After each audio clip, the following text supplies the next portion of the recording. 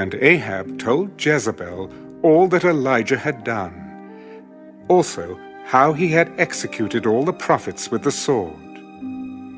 Then Jezebel sent a messenger to Elijah. So let the gods do to me, and more also, if I do not make your life as the life of one of them by tomorrow about this time. And when he saw that, he arose and ran for his life, and went to Beersheba, which belongs to Judah, and left his servant there. But he himself went a day's journey into the wilderness, and came and sat down under a broom tree. And he prayed that he might die. It is enough. Now, Lord, take my life, for I am no better than my fathers. Then, as he lay and slept under a broom tree, suddenly an angel touched him. Arise and eat. Then he looked, and there by his head was a cake baked on coals, and a jar of water. So he ate and drank, and lay down again. And the angel of the Lord came back the second time, and touched him, and said, Arise and eat, because the journey is too great for you. So he arose, and ate and drank, and he went in the strength of that food 40 days and 40 nights, as far as Horeb, the mountain of God.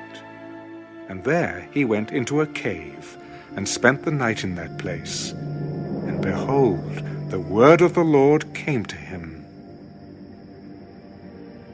What are you doing here, Elijah? I have been very zealous for the Lord God of hosts. For the children of Israel have forsaken your covenant, torn down your altars, and killed your prophets with the sword. I alone am left, and they seek to take my life. Go out and stand on the mountain before the Lord. And behold, the Lord passed by, and a great and strong wind tore into the mountains and broke the rocks in pieces before the Lord.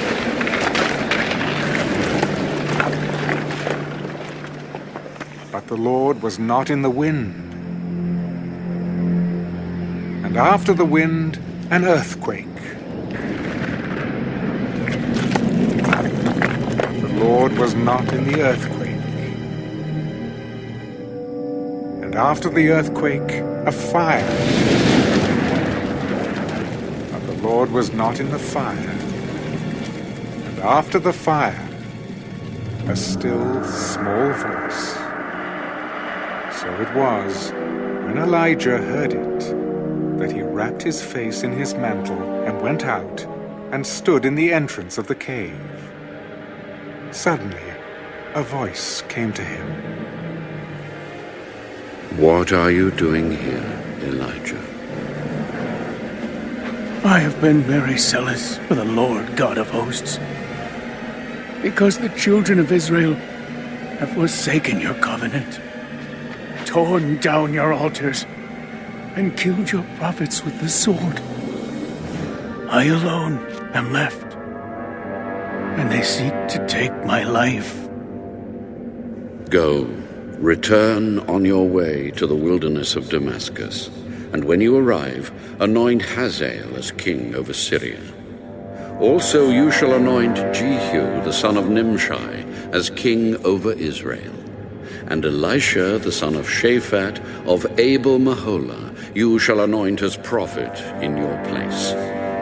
It shall be that whoever escapes the sword of Hazael, Jehu will kill, and whoever escapes the sword of Jehu, Elisha will kill. Yet I have reserved 7,000 in Israel, all whose knees have not bowed to Baal, and every mouth that has not kissed him. So he departed from there, and found Elisha the son of Shaphat, who was plowing with 12 yoke of oxen before him, and he was with the 12th. Then Elijah passed by him, and threw his mantle on him. And he left the oxen and ran after Elijah. Please, let me kiss my father and my mother, and then I will follow you.